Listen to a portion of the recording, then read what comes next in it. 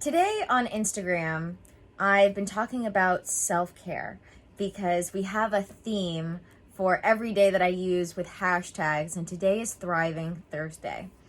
And so self-care came up, and whenever I talk about self-care, I talk about this phrase that I use to remind myself of what is and isn't acceptable for me to do. And that phrase is this at my own expense? And what I mean by that is that I'm asking myself, do I have this to give? Or do I need this for myself? Do I have extra?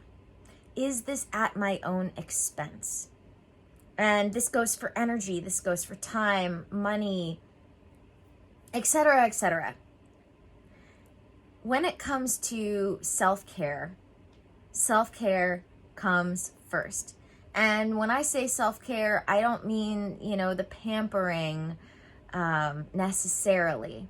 I even said recently in one of my other videos, my favorite self-care statement is that self-care isn't the stuff we do to escape from the world. It's the stuff we do daily to make a world for ourselves that we don't want to regularly escape from.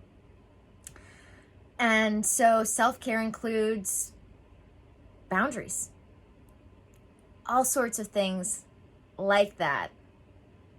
It's fundamental and should be the foundation of even your spiritual practice, but it should be the foundation of what I call your holistic practice. It's so important. And it's always funny to me to talk about this phrase, at your own expense, because I got it from LaVeyan Satanism. When I was a teenager, was fascinated with all sorts of things outside of the Christianity and then the Wicca that I was familiar with. And my first boyfriend was a Satanist. Not a Satan worshiper. LaVeyan Satanists don't even believe in necessarily God or Satan. But I found this, even after I left Satanism behind, a very important tool when it comes to deciding what I'm going to do when it comes to other people. Because we can all find ourselves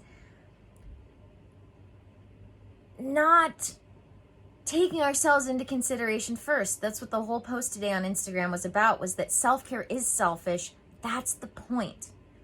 It's meant to be self-centered. Now, there is a difference between having zero awareness of anyone or anything around you and taking yourself into consideration first. So, in the general terms, the way we think of the word selfish, or even the idea of being self-centered, I'm not talking about it in that sense. And I even bring this up in my Instagram post today.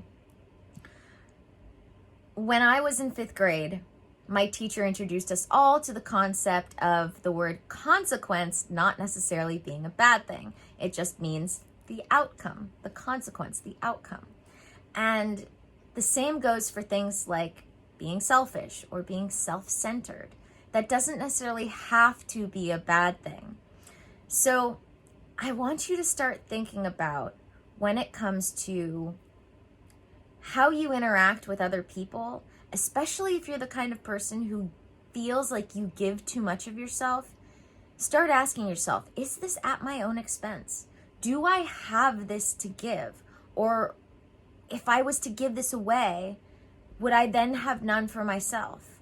Because if the answer is yes, if I gave this away, I would have none for myself, then you shouldn't be giving it away. It is more than okay. It is important to make sure that you have whatever it is you need first and foremost. So, today, I want you to start getting comfortable with the idea that self-care is selfish, and that's okay. All right, guys, thank you for joining me for another video.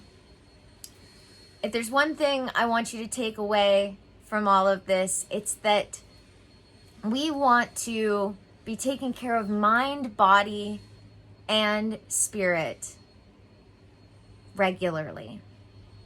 And that's what a holistic, I like to put the little W because it's the whole thing, a holistic hygiene practice is all about.